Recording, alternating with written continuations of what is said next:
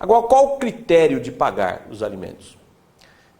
Primeira corrente é a proporcionalidade. Então, o sujeito pagaria de forma proporcional aos rendimentos dele. Essa corrente é ruim, porque então o sujeito que recebe alimentos virou sócio. Ele vai receber um percentual dos rendimentos, virou sócio. Segunda corrente é o critério da razoabilidade, que é a mais correta. Quer dizer, o sujeito que recebe alimentos não é sócio, não é isso? É a razoabilidade, isto é, vai pagar uma quantia que é necessária para o sujeito viver bem. Então, imaginemos um sujeito que receba mensalmente 500 mil por mês. Daí o irmão pede alimentos. Não tem cabimento ter um percentual. Sim, uma quantia necessária. Precisa de quanto para viver? Precisa de R$1.000. Então está aqui os R$1.000. R$2.000. Está aqui os R$2.000. E não querer virar sócio, ter um percentual. Então o correto é pagar conforme a razoabilidade, né? O critério da razoabilidade, isto é, o que é necessário, o que é suficiente, né? O que é suficiente para a pessoa. Diferença entre alimentos e dever de sustento. Aqui é importante, vamos lá. O dever de sustento é o dever que tem os pais de sustentar os filhos menores. Então, o dever de sustento se refere aos pais em relação aos filhos menores. Tem duas características. Primeiro, presume a necessidade do filho menor.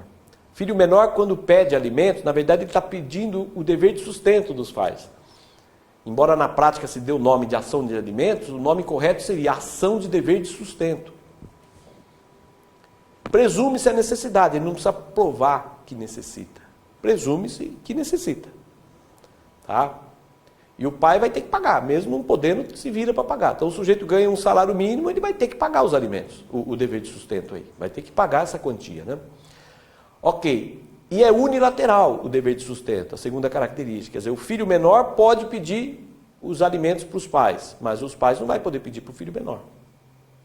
Quer dizer, o filho menor tem o direito de ser sustentado pelos pais, agora os pais não têm o direito de ser sustentado pelo filho menor. Então, por exemplo, portanto, dever de sustento é o dever de sustentar os filhos menores. Presume-se a necessidade e é unilateral, isto é, os filhos podem pedir, mas os pais não. Já os alimentos não têm a presunção de necessidade. Quem move a ação de alimentos tem que provar que necessita. Então, o filho maior, por exemplo, vai mover uma ação de alimentos, tem que provar que necessita. E é recíproco, e é recíproca a obrigação. Quer dizer, o pai deve alimento para o filho maior, mas o filho maior também deve alimento para o pai se um dia o pai precisar. É recíproco, ok? Muito bem.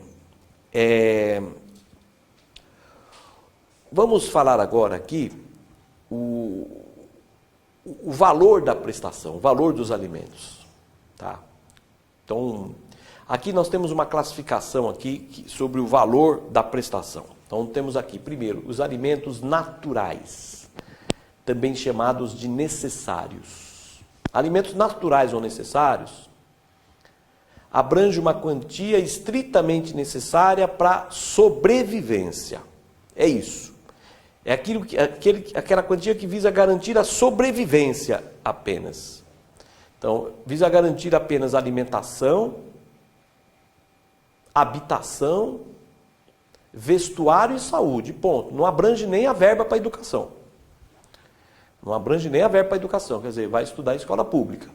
Então, os alimentos necessários ou naturais, então, são aqueles que visam garantir apenas a sobrevivência. Então, é uma quantia necessária para alimentação, habitação, vestuário e saúde. Não entra aqui a educação. Tá? Agora, os alimentos civis ou côngruos. Alimentos civis ou côngruos são aqueles que, além de visar garantir a sobrevivência, ainda visa garantir a condição social, o status quo ante. Isto é, visa garantir o luxo. Tá? Quer dizer, é uma quantia não só para garantir a sobrevivência, mas também para garantir a posição social, para que a pessoa mantenha o padrão de vida. Então aqui abrange também verbas para educação, verbas para lazer, viagens. Ok? Muito bem. E aí, em regra, quando o juiz fixa os alimentos, ele fixa os alimentos naturais, isto é, só para garantir a sobrevivência, ou ele fixa alimentos civis ou côngruos, isto é, para garantir também o padrão de vida, o status social. Via de regra, os alimentos são civis ou côngruos, isto é, deve ser uma quantia necessária não só para garantir a sobrevivência, mas para garantir também a dignidade, para garantir a condição social. Temos exceção? Temos. Quando a situação de necessidade deriva de culpa do próprio alimentado. Quer dizer, ele se encontra numa situação de necessidade por culpa. Porque se a situação de necessidade deriva de culpa dele, daí então ele só vai poder pedir alimentos naturais. Só vai poder pedir alimentos naturais, isto é, para garantir a sobrevivência. Só os indispensáveis à sobrevivência. Parágrafo 2º do artigo 1694. Então guardem isso. Se o próprio alimentado se colocou por culpa numa situação de necessidade, quer dizer, ele torrou todo o dinheiro que tinha, gastou à toa. Então, nesse caso, ele só vai poder pedir alimentos necessários, isto é, só aqueles alimentos indispensáveis para a sua sobrevivência. Ok, muito bem. A forma de pagamento dos alimentos. Como que paga os alimentos? Alimentos são pagos em dinheiro ou em espécie. Lembra que eu falei logo no começo? Alimentos, uma obrigação periódica, né, que se paga em dinheiro ou em espécie. Tá? Ok. Então, os alimentos próprios são os pagos em espécie. Quer dizer, o sujeito não vai dar dinheiro, ele recebe a pessoa, ele fornece a moradia, dá alimentação, dá roupas, remédios. São os alimentos próprios, são aqueles pagos em espécie. Tá certo? Ok. Artigo 1701. Agora, os alimentos impróprios, quando pagam em dinheiro. Então, paga uma quantia periódica, aí, mensalmente, quinzenalmente, paga uma quantia periódica. Então, são os alimentos impróprios, quando se paga em dinheiro. Ok. Quem escolhe a forma de pagar? Quem escolhe se vai pagar em dinheiro ou em espécie?